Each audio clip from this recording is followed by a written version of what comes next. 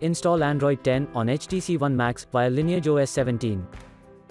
Please check the description for important notes and all the download links.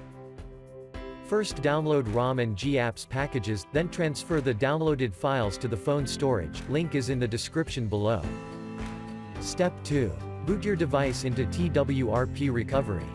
Once in TWRP, click on Wipe, Advanced Wipe, and select the check boxes, as shown in the image, excluding internal storage.